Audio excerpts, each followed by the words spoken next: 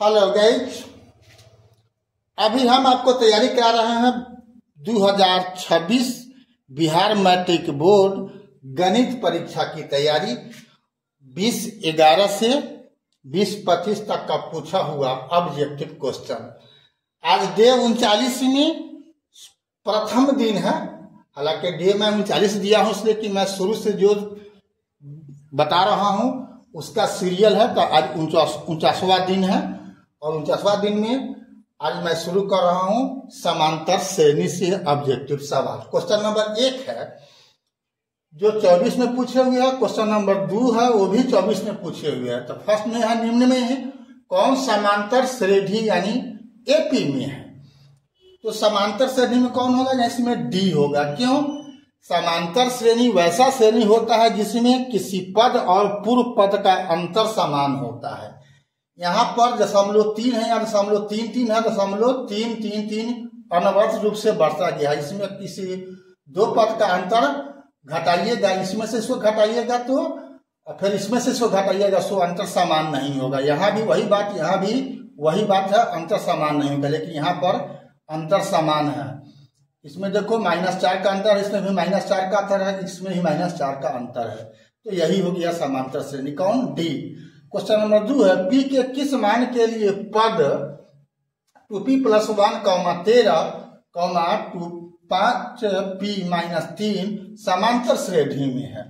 तो समांतर श्रेणी में नियम हम बताइए दिए। फर्स्ट सवाल में क्या होता है कि किसी भी पद और पूर्व पद का अंतर समान होता है। तो यहाँ पर 3 पद है तो 13 में से घटा दो 2p + 1, 13 घटाओ 2p + 1 बराबर होगा किसके?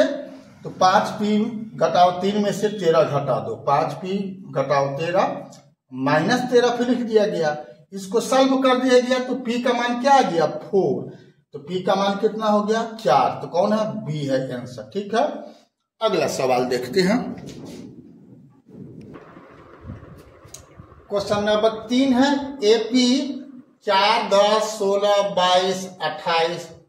का सर्वांतर है। तो सर्वांतर क्या होता है? वही किसी पद और पूर्व पद का अंतर। क्योंकि एपी में है तो कौनो दो पद का अंतर आप घटा लो, यानी बाद वाला में से पहले वाला। तो 10 में से 4 घटेगा 6, 16 में से 10 घटेगा 6, 22 में से 16 घटेगा 6, 28 में से 22 घटेगा 6। तो 6 आंसर हो गया। यही हो गया सर्वांतर। ठीक है, 4 में है ये आपका 20-16 में पूछे हुए हैं, ये 20-21 में पूछे हुए हैं। समांतर श्रेणी 3/4, 5/4, 7/4, 9/4 का सर्वांतर है। यहाँ भी वही बात है। तो कौनो पद में से पहला का पद घटा दो। तो 5 में से 4, 5/4 में से घटा देगा 3/4। तो क्या होगा? 5 में से 3 घटेगा 2/4 और 2/4 के मतलब होता है 1/2। यही हो गया इसका सर्वांतर।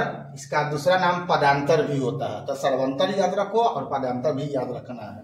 5वां सवाल निम्न में कौन समांतर श्रेणी में नहीं है? यह 20 में पूछे हुए हैं और 22 में भी पूछे हुए हैं। तो क्लियर है कि डी समांतर श्रेणी में नहीं है। इसका भी अंतर समान होगा, इसका भी अंतर समान होगा, इसका भी अंतर समान होगा। ठीक है, इसका अंतर समान नहीं होगा किसी पद और पूर्व पद का। ठीक है, तो अभी तक फेसबुक और इंस्टाग्राम पर विज्ञा कुशवाहा प्रोफाइल को आपने फॉलो नहीं किया है तो फॉलो कर देना है। और यूट्यूब पर आपने सब्सक्राइब नहीं किया है तो बेल दबा करके सब्सक्राइब कर देना है। फिर मिलते हैं हम इसी प्रकार का और महत्वपूर्ण सवाल लेकर के अगला वीडियो में। तब तक के लिए जय हिंद, जय जगत, जय भारत।